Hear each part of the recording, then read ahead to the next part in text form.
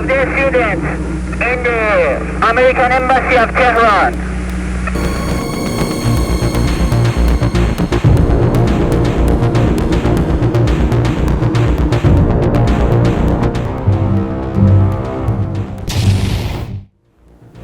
সময়টা 1980 সালের 24 April. Operation eagle ক্ল, যা ছিল আমেরিকার ইতিহাসে অন্যতম জটিল এবং আলোচিত সামরিক অভিযান। এই অভিযানের উদ্দেশ্য ছিল ইরানীয় বিপ্লবের সময় তেহরানের মার্কিন দূতাবাসে বন্দী হওয়া নাগরিকদের মুক্ত করা। কিন্তু শেষ পর্যন্ত এই অভিযান ব্যর্থ হয়েছিল এবং এতে বহু প্রাণহানি ও সেনাবাহিনীর বড় ধরনের লোকসানের ঘটনা ঘটে, যা পরবর্তীতে মার্কিন সামরিক নীতিতে দীর্ঘদিনের প্রভাব ফেলে। 1979 সালের 4 নভেম্বর তেহরানের মার্কিন দূতাবাসে একটি সংগঠিত হামলায় প্রায় 52 জন আমেরিকান কূটনৈতিক ও নাগরিককে বন্দী করে ইরানীয় ছাত্ররা। তাদের আটক করার পেছনে মূল কারণ ছিল তখনকার শাসক শাহকে আমেরিকা আশ্রয় দেয়ায় ইরানের জনগণ ক্ষোভে ফেটে পড়ে এবং পশ্চিমা প্রভাবের বিরোধিতা করতে থাকে। কয়েক মাস ধরে কূটনৈতিক আলোচনায় কোনো ফল না আসায় পরিস্থিতি আরও জটিল হয়ে যায়। মার্কিন প্রেসিডেন্ট জিমি কার্টার 1980 সালের এপ্রিল মাসে অপারেশন ঈগল ক্ল নামে একটি গোপন সামরিক অভিযানের অনুমোদন করে। এই পরিকল্পনা ছিল সবচেয়ে জটিল এবং কোয়ান্টিফাইড সামরিক উদ্যোগগুলোর মধ্যে একটি, যেখানে যুক্তরাষ্ট্রের army, delta force, rangers, navy, air force এবং মেরিন সহ বিভিন্ন শাখার মিলিত অপারেশনে অংশ নেওয়ার কথা ছিল। পরিকল্পনা ছিল তেহরানের কাছাকাছি একটি মরু এলাকায় হেলিকপ্টার ও বিমানগুলোকে মিলিয়ে রাখার, যেখানে সৈন্যদের নিয়ে যাওয়া এবং পরে রাতের আধারে দূতাবাসে ঢুকে বন্দীদের মুক্ত করা। পরিকল্পনা অনুযায়ী হেলিকপ্টার ও C-130 বিমানগুলো প্রথমে ডেজার্ট 1-এ মিলিত হবে। সেখান থেকে সৈন্যরা হেলিকপ্টারে উঠে পরবর্তী অবস্থানে যাবে এবং বন্দীদের উদ্ধারের জন্য তেহরান শহরে ঢুকে পড়বে।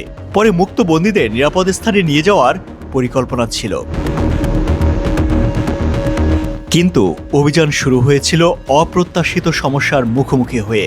মরুভূমিতে পৌঁছানোর পথে প্রবল ধূলিঝড় ও অপারেশনাল সমস্যার কারণে কিছু হেলিকপ্টার কাজে লাগছিল না, ফলে নির্ধারিত সংখ্যায় হেলিকপ্টার পৌঁছাতে ব্যর্থ হয়।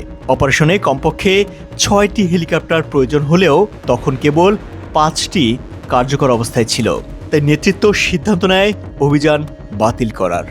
যখন টিমরা ডেজার্ট 1 থেকে সরে আসছিল, তখনই একটি হেলিকপ্টার আর একটি C-130 পরিবহন বিমান সংঘর্ষের ফলে আগুন ধরে যায়। এতে করে উভয় বিমানই ধ্বংস হয়ে যায় এবং অভিযানে অংশ নেওয়া 8 জন আমেরিকান সেনাবাহিনীর সদস্য প্রাণ হারায়। পরে সৈন্যদের দ্রুত নিরাপদ স্থানে সরিয়ে নেওয়া হয়।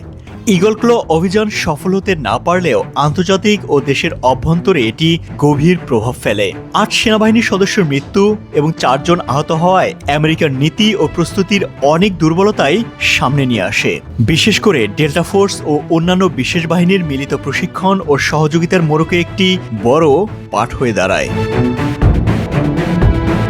অপারেশন ঈগল ক্লর ব্যর্থতা পরবর্তী সময়ে আমেরিকান সামরিক স্ট্র্যাটেজিতে বড় সংস্কারের পথ খুলে দেয়। বিশেষ করে যুক্তরাষ্ট্রের স্পেশাল অপারেশন কমান্ডের মতো আধুনিক বিশেষ বাহিনী পরিকল্পনা ও যৌথ প্রশিক্ষণের গুরুত্ব বৃদ্ধি পায়।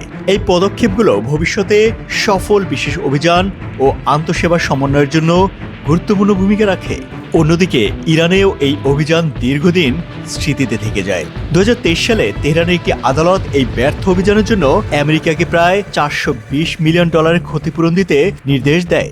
যদিও যুক্তরাষ্ট্র এই রায় প্রত্যাখ্যান করে। এই রায় ইরান যুক্তরাষ্ট্র সম্পর্কের অতীত উত্তেজনার প্রতিফলন হিসেবেও দেখা হয়। অপারেশন ঈগল ক্ল যদিও সফল হয়নি, এটি বিশ্ব ইতিহাসের অন্যতম ঝুঁকিপূর্ণ স্পেশাল মিশন হিসেবে স্মরণীয় হয়ে থাকবে। বহু সামরিক ইতিহাসবিদ বলেন, এই অভিযানই ছিল আধুনিক বিশেষ বাহিনীর যৌথ কাজ ও পরিকল্পনার গুরুত্বের প্রথম পরীক্ষা। তাছাড়া এটি ভবিষ্যতের মিশনগুলোকে আরও সমন্বিত, প্রস্তুত ও কার্যকর করে তুলতে সহায়তা করেছে।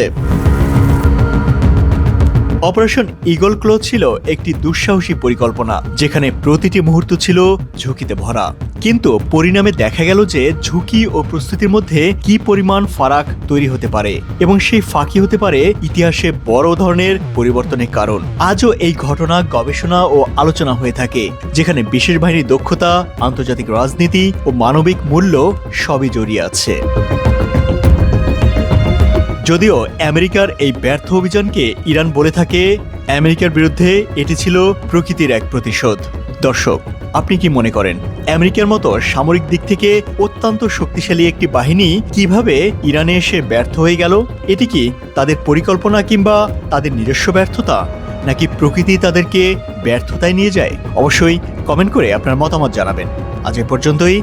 ভালো থাকুন সব সময়।